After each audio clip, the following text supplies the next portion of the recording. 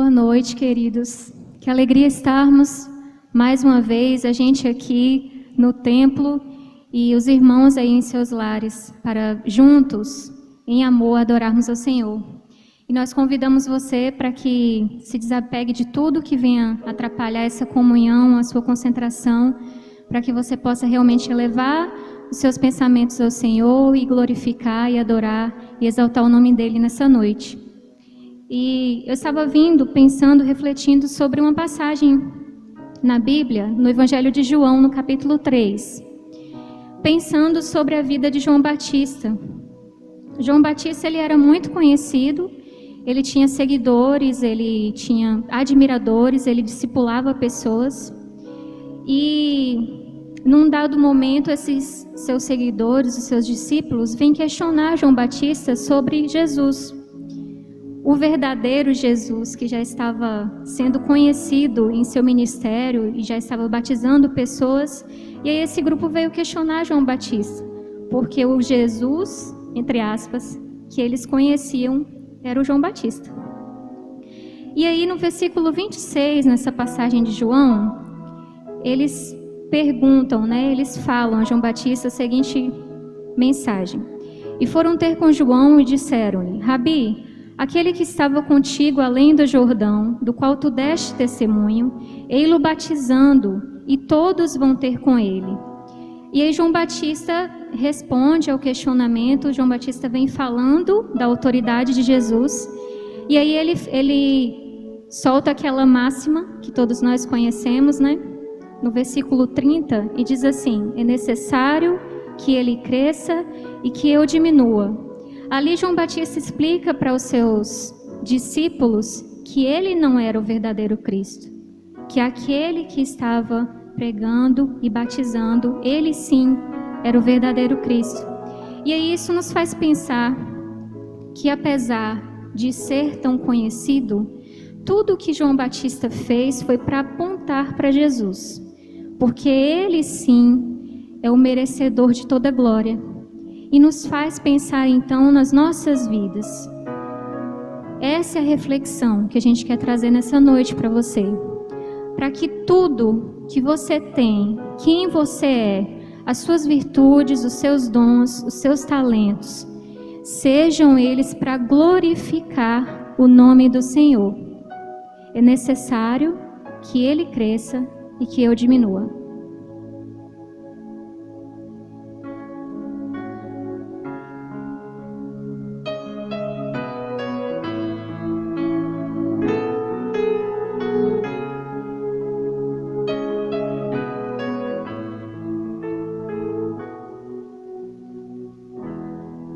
Eu não preciso ser reconhecido por ninguém. A minha glória é fazer com que conheçam a Ti e que diminua eu, para que Tu cresça, Senhor, mais e mais. E como serafins que cobre o rosto ante a Ti, escondo o rosto para que vejam Tua face em mim, e que diminua eu, para que Tu cresça, Senhor, mais e mais. No Santo dos Santos a fumaça me esconde, só Teus olhos me veem. Debaixo de Tuas asas é o meu abrigo, meu lugar secreto. Só Tua graça me basta, em Tua presença é o meu prazer.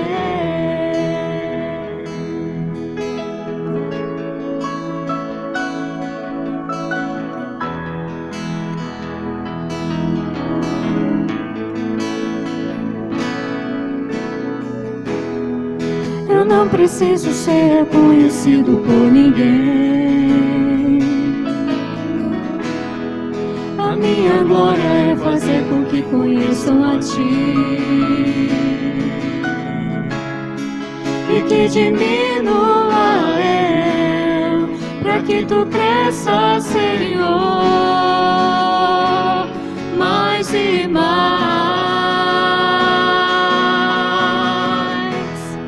E como serafins que cobrem o rosto ante a Ti,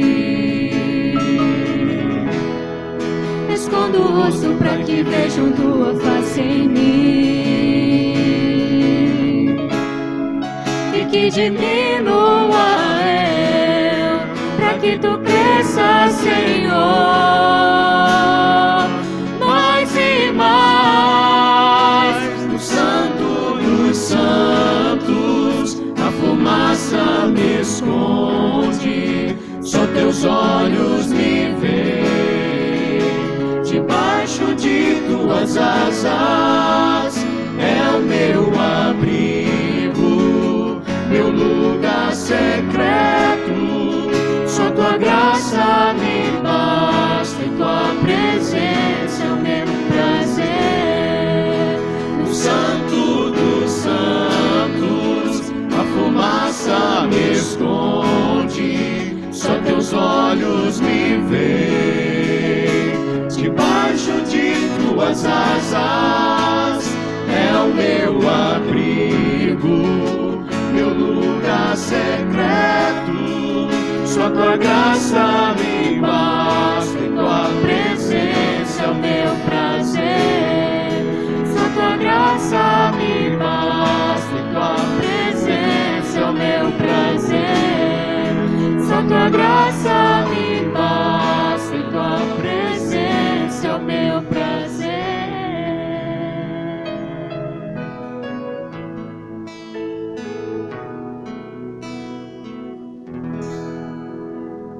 Amém. E que nós possamos carregar realmente essa verdade em nossas vidas, que se tivermos de ser reconhecidos, conhecidos, que sejamos conhecidos pela presença de Deus em nossas vidas. Amém. E nós temos o privilégio de servir ao Deus do impossível, ao Deus que, apesar de toda essa glória, tem se importado conosco e tem realizado todos os dias tantas maravilhas e tantos milagres em nossas vidas, e apesar do que somos, através das nossas vidas também.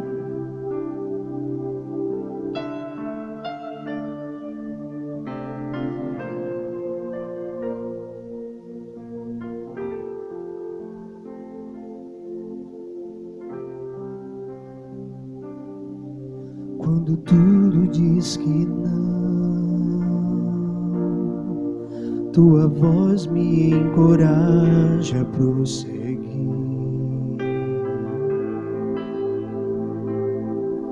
Quando tudo diz que não, ou parece que o mar não vai se abrir, sei que não estou só. O que dizes sobre mim não pode se frustrar.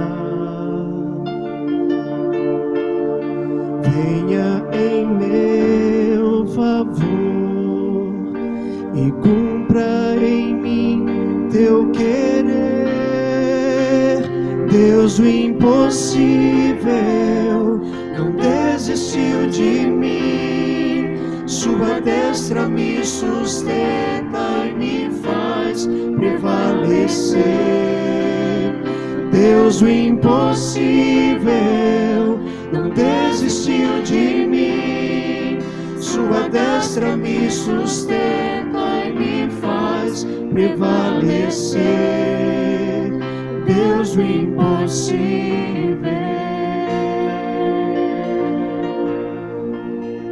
Deus do impossível.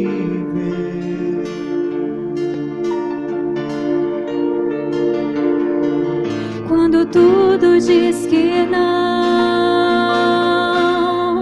Sua voz me encoraja a prosseguir. Quando quando tudo diz que não, ou parece que o mar não vai se abrir. Eu sei que não estou só, e o que dizes sobre mim não pode se frustrar.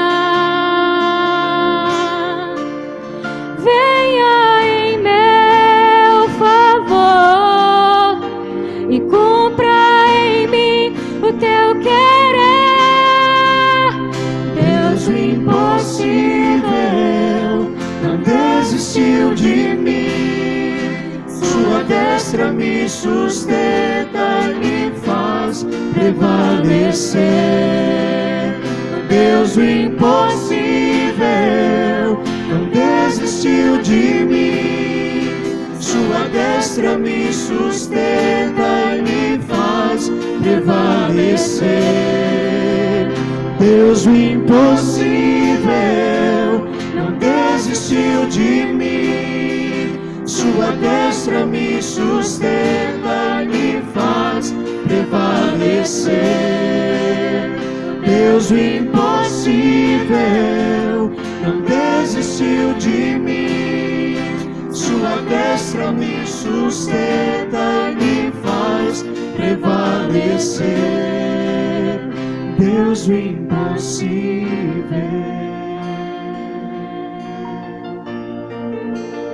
Deus, o impossível.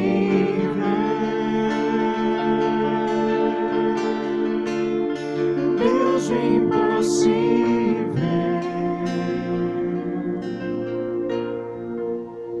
Deus, o impossível.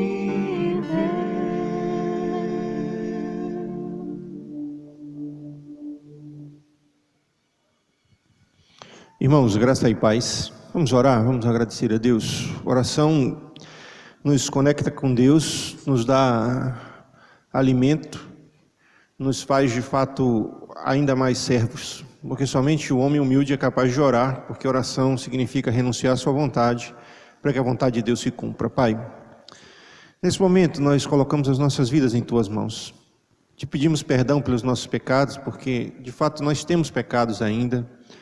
Livra-nos de nós mesmos, Senhor Deus. Que os nossos pecados, Senhor Deus, sejam de fato deixados de lado para que possamos viver em harmonia com a Tua palavra, para a Tua honra e para a Tua glória. Pedimos a Tua graça e Teu favor na vida de cada um de nós. Abençoa-nos, Senhor Deus, em nome de Jesus. Amém. Amém. Irmãos, dando continuidade à nossa série de mensagens Pais e Filhos, no domingo de manhã nós falamos um pouquinho sobre a questão do pecado de Eli, que era o pecado da omissão. Agora a gente vai trabalhar um pouquinho o pecado da omissão na vida dos filhos de Eli. O que isso gerou no ministério de Eli, o que isso gerou na família de Eli e na própria vida de Eli. E Eli, como eu disse, era um grande líder. Era um homem que se tornou uma referência em Israel. Ele era tanto juiz quanto sacerdote e um grande líder. E os pecados da liderança, eles são mais graves, mais hipócritas e mais danosos. Mais graves porque o líder peca tendo maior conhecimento. Mais hipócrita porque o líder denuncia o pecado em público e o comete em secreto. E mais danoso porque o líder, quando cai, sempre conduz outros à queda. Essa era a vida de Eli. Essa era a vida dos filhos de Eli. A consequência, então, de tudo que eles fizeram, levou de fato Israel a um grande problema. Levou toda a nação de Israel a ter sérios problemas. A família que devia ser uma família de referência para a nação de Israel, a referência de Israel era aquela família naquele momento, era uma família totalmente desestruturada, totalmente fora do propósito que o próprio Deus tinha para eles. Esse mesmo homem, esse grande Eli, que era um sucesso fora de casa, era desastroso, uma tragédia como pai. Esse mesmo homem que era referência para toda uma geração, para a sua família, era um verdadeiro desastre. Era uma verdadeira tragédia, era doloroso, era ruim, era impactante no sentido negativo. Esse mesmo homem que era uma referência no cuidado dos outros era um desastre na sua vida pessoal. E quando nós olhamos para a nossa realidade hoje, a realidade então do século 21, a gente percebe que não é diferente. Um levantamento do CAGE, que é o Departamento de Justiça, constatou que 70% dos jovens e adolescentes que estão cumprindo medidas socioeducativas vêm de lares cristãos, leia-se protestantes, leia-se evangélicos. Parece então que nós, de fato, aqueles que são chamados por Deus, que devem fazer a vontade de Deus, estamos nos esquecendo de algo essencial, a família. Estamos nos esquecendo de algo essencial, que é ensinar os nossos filhos os caminhos, ou o caminho que ele deve andar, e quando envelhecer não se desviará dele. Não simplesmente ensinar as letras, mas ensinar através do exemplo, através da paciência, através da resiliência, através da vida prática. E quando a gente olha para a vida de Eli, certamente a gente encontra elementos que levaram não somente ele, mas Israel a uma grande tragédia, a uma grande ruína. Primeira coisa interessante é que Eli cuidava dos outros, mas não cuidava da sua própria família. Esse é o primeiro ponto. Veja que ele era, então, um especialista em resolver problemas. Como juiz, ele resolvia problemas na esfera civil. São litígios. Ele precisava, então, administrar as brigas, as demandas sociais e por aí vai.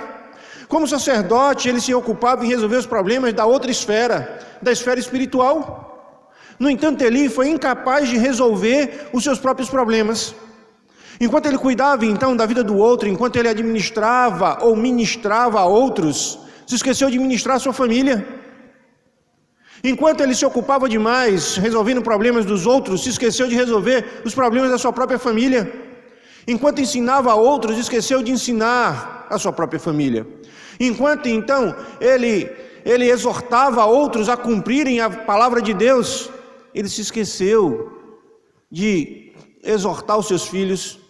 Enquanto ele admoestava a outros, esqueceu de admoestar os seus próprios filhos. Aí Timóteo, então, capítulo 1, 1 Timóteo, capítulo 5, versículo 8, diz o seguinte: ora, se alguém não tem cuidado dos seus, especialmente dos da sua própria casa, tem negado a fé e é pior que o descrente. Se alguém não tem cuidado dos seus filhos, se alguém não tem cuidado dos seus, está negando a fé, está sendo negligente com a sua fé, tem desprezado o seu Deus. Eu tenho dito isso com frequência quando eu falo a alguns colegas, quando eu tenho o privilégio de falar a líderes. Eu tenho dito isso com frequência. Nós temos um grande rebanho, que é a nossa igreja, e nós temos um pequeno rebanho, que é a nossa casa. Muitas vezes nós cuidamos muito do grande rebanho e nos esquecemos do pequeno rebanho. Nos esquecemos da nossa responsabilidade como pais, nos esquecemos da nossa responsabilidade como maridos, nos esquecemos quem somos e muitas vezes abandonamos, deixamos de fato, como diz aí no popular, ao léu. Deixamos de lado tudo aquilo que Deus tem nos dado. Eli, então, foi incapaz de ser sacerdote da sua própria família. Eli foi incapaz de ser profeta na sua própria família. Eli foi incapaz, de fato, de viver e vivenciar o que ele pregava, o que ele cria dentro de casa. Vamos para a segunda coisa interessante. Quem despreza o culto a Deus, despreza a Deus. Capítulo 2, versículo 17. Continuando a nossa mensagem ainda de domingo de manhã, 2,17 diz o seguinte: o pecado desses jovens era muito grave à vista do Senhor, pois eles desprezavam uma oferta do Senhor. Tem muita gente que tem desprezado o que é santo diante de Deus. Tem muita gente que já não se importa mais com aquilo que é sagrado diante de Deus. É uma geração que hoje já não tem mais o temor do Senhor. São homens e mulheres que já não temem mais a Deus, que já então não se importa mais com Deus. Espiritualizam tudo, mas não sacralizam nada. É uma espiritualidade doentia, muitas vezes, que não tem nada a ver com aquilo que a palavra de Deus diz, mas que não respeita, não tem um temor pelo Deus Santo, pelo Santo Deus, pelo nome de Deus, pela casa de Deus, pela causa de Deus. Tem muita gente que hoje tem vivido e vivenciado totalmente algo distante daquilo que o próprio Deus tem chamado. Estão na igreja, mas não são igreja. Cresceram na igreja, mas não crescem em Cristo. Precisamos rever os nossos conceitos, porque servir a Cristo não é a mesma coisa do que servir como Cristo serviu. Porque tudo serve ao propósito de Deus. A pergunta é: estão servindo como Cristo serviu? Estão servindo de fato como Cristo serviu? Porque até o diabo, quando ele é ordenado, ele serve a Cristo. Até os espíritos maus são obrigados a adorar a Cristo. Mas a pergunta é: você está servindo como Cristo serviu? Em obediência, em santidade, levando em consideração não a sua vontade, mas a vontade de Deus, levando em consideração o propósito máximo de Deus. Eu quero dizer uma coisa para você: pecar contra Deus é uma sentença de morte. Olha o versículo 25. Se um homem pecar contra o outro, Deus o julgará. Mas se pecar contra o Senhor, quem intercederá por ele? Mas eles não ouviram a voz do Pai, pois o Senhor queria matá-los. Queria matá-los. A própria Bíblia diz isso. Pecar contra Deus é uma sentença de morte. É estar afastado eternamente da graça e da misericórdia de Deus. É viver debaixo da ira de Deus. É viver então lançado no inferno, que é o lugar onde apenas a ira de Deus alcança. Nós precisamos rever os nossos conceitos, porque quem despreza o culto a Deus, despreza a Deus. Quem despreza a oferta do Senhor, está desprezando o Senhor. E muitas vezes os nossos filhos e nós mesmos, dentro da nossa própria casa, estamos desprezando a oferta a Deus. Terceira coisa interessante: a primeira é que Eli se esqueceu de cuidar do seu pequeno rebanho. A segunda é que esses homens desprezaram a oferta do Senhor, desprezaram o culto. E a terceira coisa: homens de Deus precisam ser repreendidos. Versículo 27. Então o homem de Deus foi até ali e lhes disse: assim diz o Senhor, na verdade, não me revelei à família de teu pai quando eles estavam ainda no Egito, sob o domínio de Faraó. Eu o escolhi dentre todas as tribos de Israel para ser meu sacerdote, para ministrar no meu altar, para queimar o incenso e para trazer o colete sacerdotal diante de mim. E dei todas as ofertas queimadas dos israelitas à família de teu pai. Por que desprezas o meu sacrifício e a minha oferta que ordenei se fizeste na minha morada? Por que honras os teus filhos mais do que a mim, engordando-vos com o melhor de todas as ofertas do meu povo de Israel? Homens de Deus também erram. Homens de Deus também precisam ser repreendidos. Homens de Deus precisam ser chamados à realidade. E Deus assim o faz. Deus assim o faz. Deus então o chama para que possam ter uma discussão direta. Deus então diz: vem cá, vamos conversar. Veja que o próprio Deus então que confronta Eli e diz: Eli, por que você está honrando mais os teus filhos do que a mim? Por que eles estão pegando o melhor? Por que eles então têm prioridade e eu não? E muitas vezes Deus nos chama e pergunta o seguinte a nós: tu me amas mais do que os teus filhos? Tu me amas mais do que a tua esposa ou teu esposo? Tu me amas mais do que o teu trabalho, mais do que as tuas posses, mais do que tudo aquilo que você imagina que tem? E a pergunta é: se tu me amas assim, por que tu não me honras? Por que eu não sou prioridade em tua vida? Por que então eu não tenho a primazia? Por que as primícias não são minhas? Buscar em primeiro lugar o reino de Deus e a sua justiça, e as demais coisas vos serão acrescentadas. Buscar em primeiro lugar o reino de Deus, esse é o caminho do sucesso. Se existe então um caminho para o sucesso, é buscar o reino de Deus em primeiro lugar, e exercitar a justiça de Deus, viver a justiça de Deus, viver de acordo à vontade de Deus. Deus muitas vezes puxa a nossa orelha, mas o nosso coração está tão insensível, que nós não sentimos Deus falar. O nosso coração está tão petrificado, que a palavra de Deus parece que não faz mais sentido para as nossas vidas. Parece que nós já nos acostumamos com o sagrado, parece que nós já nos acostumamos com tudo isso. E Deus de vez em quando nos chama e diz: para com isso. De vez em quando Deus dá uma chacoalhada em nossas vidas. De vez em quando Deus tira aquilo que nós tínhamos talvez como referência, como segurança, e diz: para, porque a segurança sou eu. Para disso, pare de pensar que você é autossuficiente. Pare de colocar suas esperanças em outros senão em mim. Para com isso. O confronto aqui direto desse homem de Deus com Eli, com outro homem de Deus, é justamente isso. Porque tu honras mais os teus filhos do que o Senhor teu Deus. Reveja seus caminhos. Reveja. Eli era famoso dos portões para fora, mas não tinha autoridade dentro do lar. É triste isso. É triste. Mas há uma campanha massiva das redes de TV, dos meios de comunicação para tirar a autoridade do homem. Outro dia a Universidade da Bahia fez então aí algo que eu achei de uma fé sem tamanho.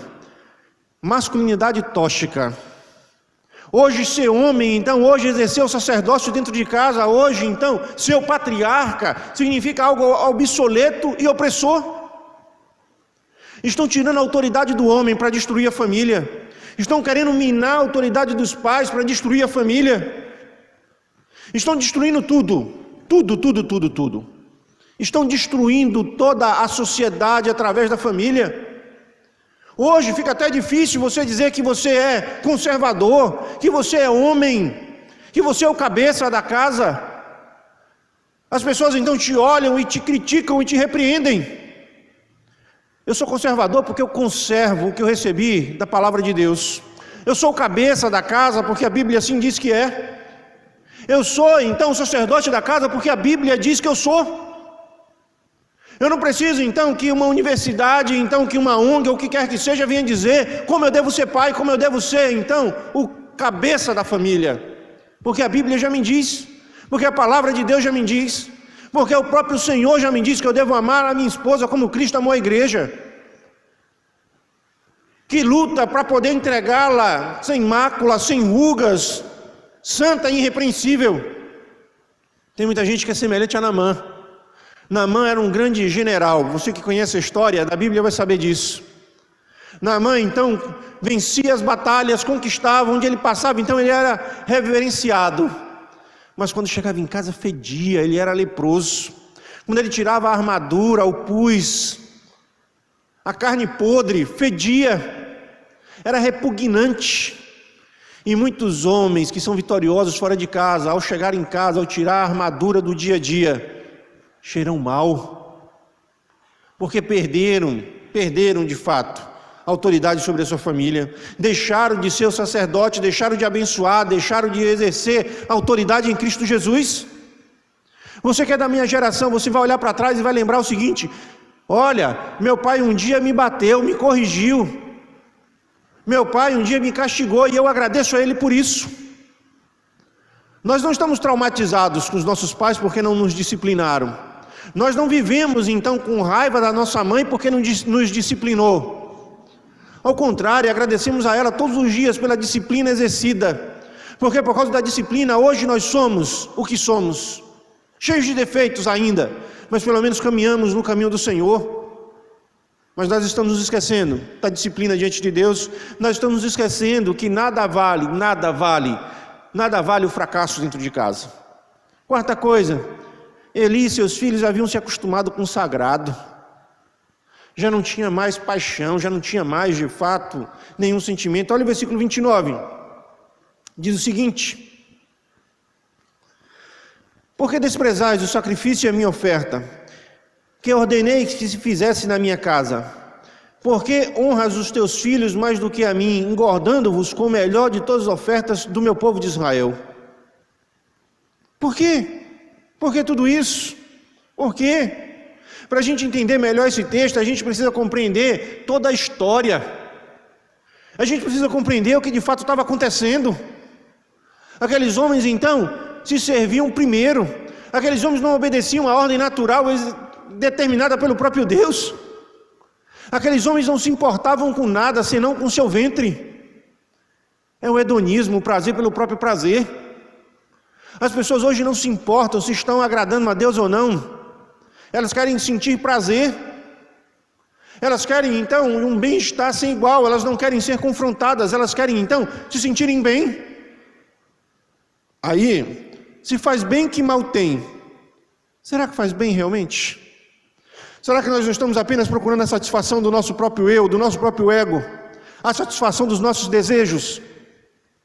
E aqui, mais uma vez, desejos se transformaram em direitos. Quando desejos se transformam em direitos, o caos está estabelecido. Quando o homem não tem limites, então quando ele precisa ser satisfeito todo tempo e todo instante, a ruína acontece. A ruína, então, está próxima. Lá em Oséias, capítulo 4, versículo 6 ou 9, diz o seguinte: o meu povo está sendo destruído, porque lhes falta conhecimento. Porque tu, sacerdote, rejeitastes o conhecimento, também eu te rejeitarei, para que não seja sacerdote diante de mim. Visto que esqueceste da lei do teu Deus, também eu me esquecerei dos teus filhos. Quanto mais estes se multiplicam, tanto mais contra mim peca. Eu mudarei a sua honra em vergonha, alimenta-se do pecado do meu povo e da maldade dele tem desejo ardente. Por isso, como é o povo, assim é o sacerdote. Castigá-lo-ei pelo seu procedimento e lhes darei o pago pelas suas obras. Oséias capítulo 4. Oséias capítulo 4, então, parece que está descrevendo a situação de Eli e seus filhos. É lamentável quando a gente consegue ver, perceber esse tipo de coisa. E o pecado para eles tinha se tornado fonte de lucro. Olha o versículo 13. Versículo 13 ainda do capítulo 2. O costume desses sacerdotes para com o povo era o seguinte: quando alguém oferecia um sacrifício, estando a carne ainda cozinhando, o auxiliar do sacerdote vinha segurando o garfo de 3 dentes e o colocava na vasilha, no tacho, ou no caldeirão, ou na panela, e o sacerdote tomava para si tudo o que o garfo tirava. Assim procedia com todos os de Israel que ia para Siló. E antes de queimarem a gordura, o auxiliar do sacerdote vinha e dizia ao homem que sacrificava: dá essa carne para o sacerdote assar, pois não receberá de ti carne cozida, mas crua. Se o homem lhe respondia: deixa a gordura queimar primeiro e depois toma quanto desejares, ele lhes dizia: tu me darás agora, do contrário eu tomarei a força. O pecado desses jovens era muito grave à vista do Senhor, pois eles desprezavam a oferta do Senhor. O pecado desses jovens era muito grave, porque desprezavam o culto a Deus. Desprezava tudo isso. E Deus não está tão preocupado apenas se você é sacerdote ou não. Deus está preocupado se você de fato está em santidade ou não. Se você tem priorizado ou não a vontade dEle.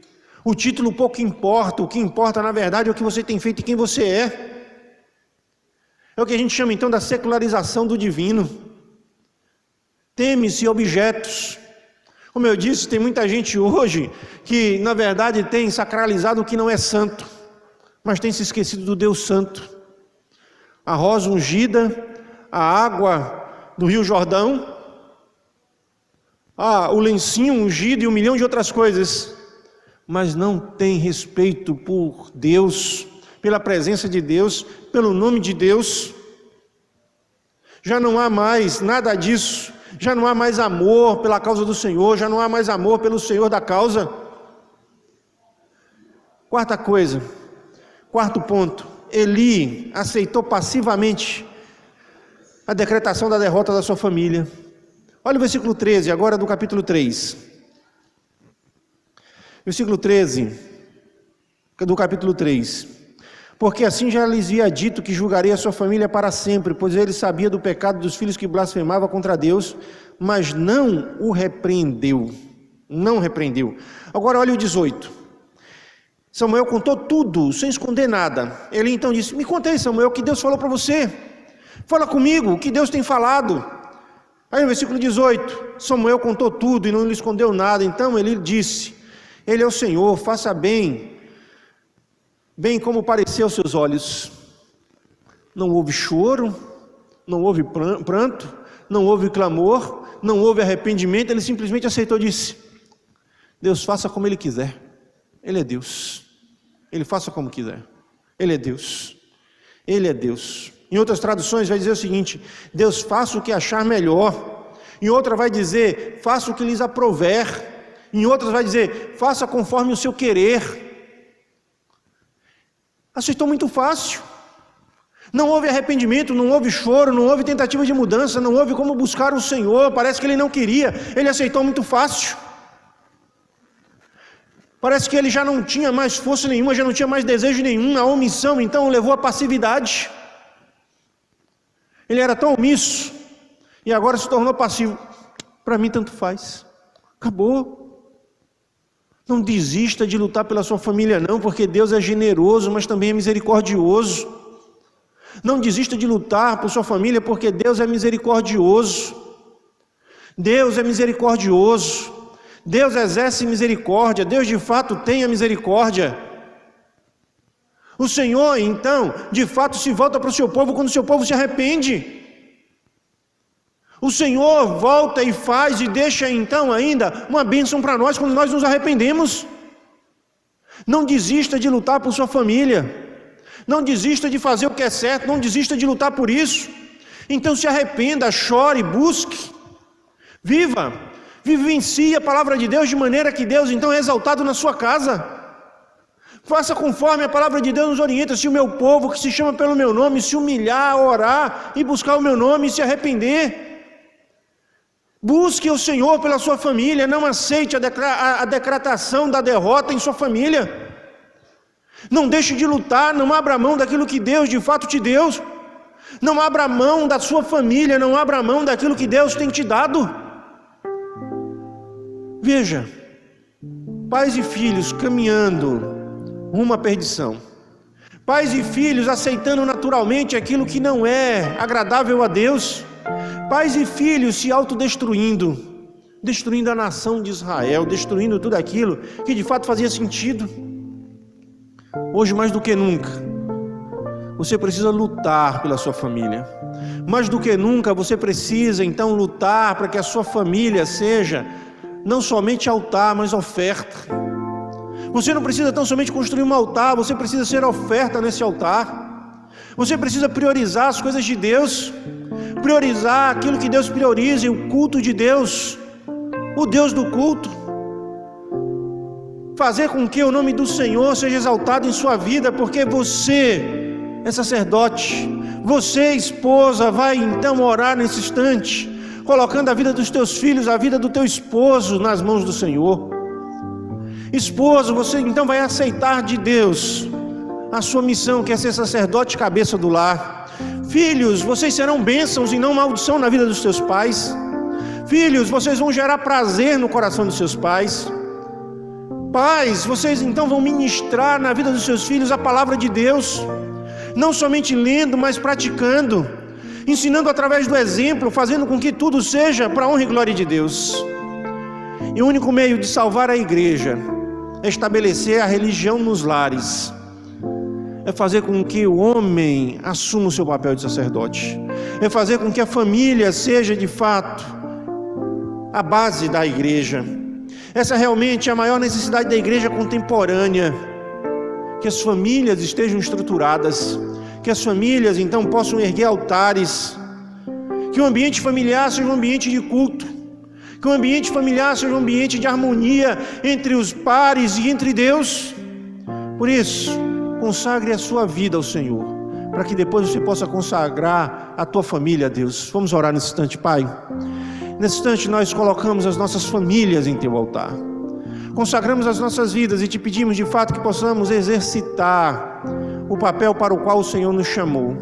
Dê-me a tua graça em cada homem, em cada mulher, para que possam viver em novidade de vida, para que não destruam o teu culto, mas que possam ser referência para os seus filhos. Pai, eu coloco nas tuas mãos os filhos de cada família da tua igreja. Dê-me a tua graça, Senhor Deus, dê-me a tua graça, para que possam gerar de fato paz, tranquilidade no coração dos seus pais.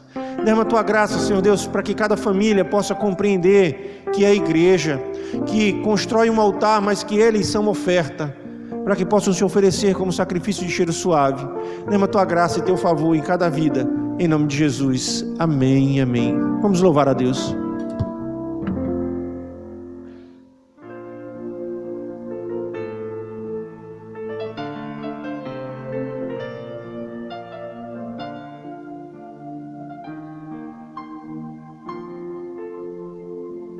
Se tu olhares, Senhor, para dentro de mim, nada encontrarás de bom, mas um desejo eu tenho de ser transformado. Preciso tanto do teu perdão, dá-me um novo coração, dá-me um coração igual ao teu, meu mestre, dá-me um coração igual ao teu, coração disposto a obedecer, cumprir todo o teu querer. Dá-me um coração igual ao teu.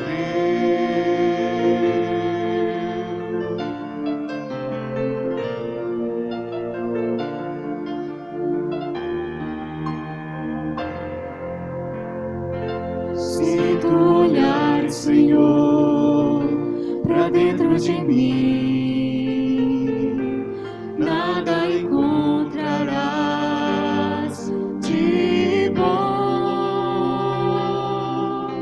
Mas um desejo eu tenho de ser transformado.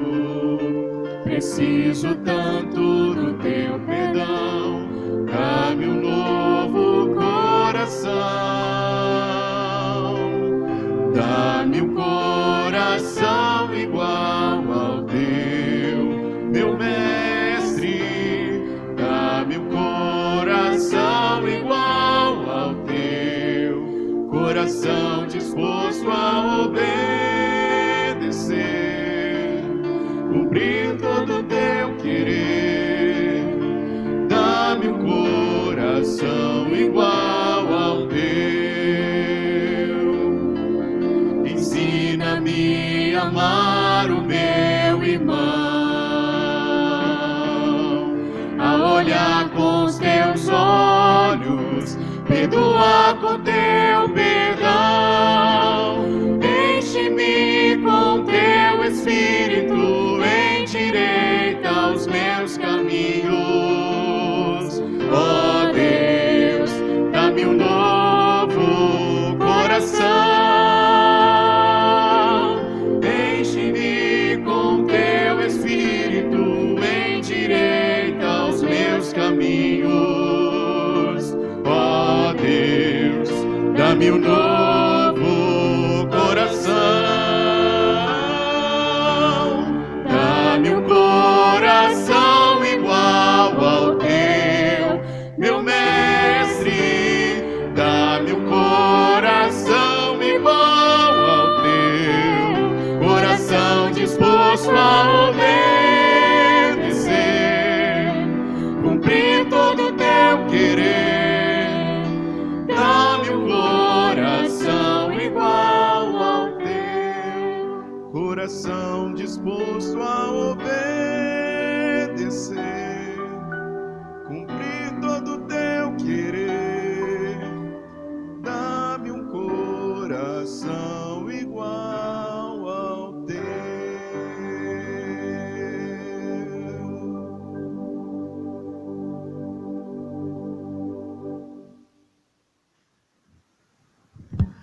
Vamos orar? Vamos agradecer a Deus. E mais uma vez, não se acostume com o sagrado, não sacralize o que não é sacro. O nosso Deus é santo. E Ele requer dos seus filhos prioridade. Ele requer que cada família, de fato, seja altar, sacrifício e ofertante ao mesmo tempo. Pai, nós consagramos as nossas famílias a Ti. Derrama a Tua graça em nossos corações. Faze-nos, de fato, Teus filhos e Teus servos. Abençoa-nos para a Tua honra e para a Tua glória. Em nome de Jesus. Amém, amém. Que o amor de Deus Pai, a graça salvadora do nosso Senhor Jesus Cristo, as comunhões e as consolações do Teu Santo Espírito esteja com todo o povo de Deus em toda a face da terra. Amém, amém. Que Deus te abençoe, meu irmão, em nome de Jesus.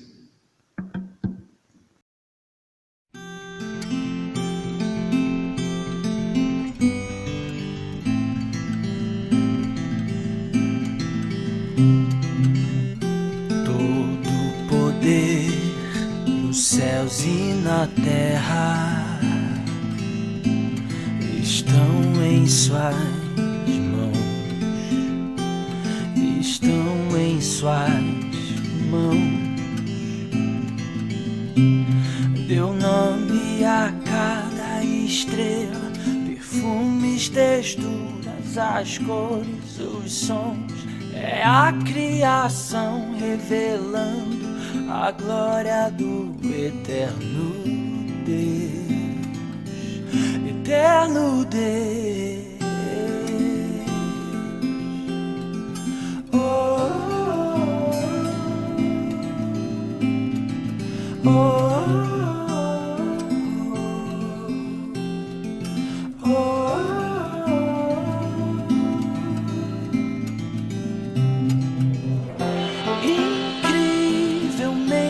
É pouco, não pode se comparar.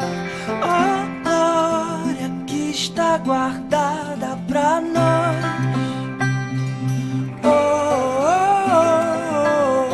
Ainda é só o começo. Experimente a jornada. Tem muito mais esperando por nós.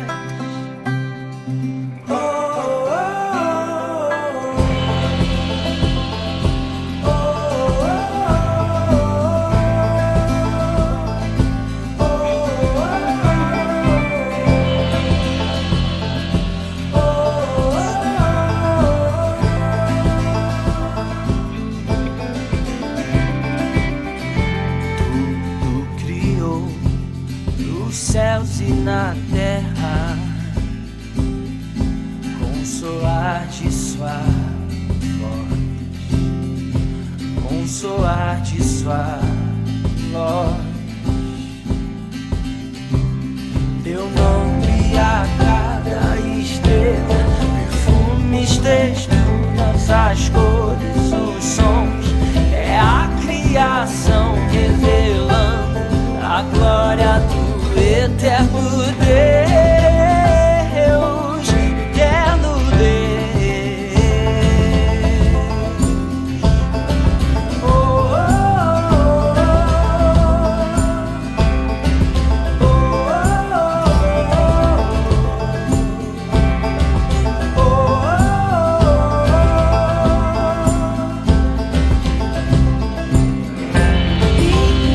incrivelmente é pouco, não pode se comparar a glória que está guardada pra nós.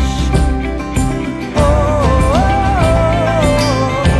ainda é só o começo. Experimente a jornada. Tem muito mais esperando por nós. Oh, oh, oh, oh,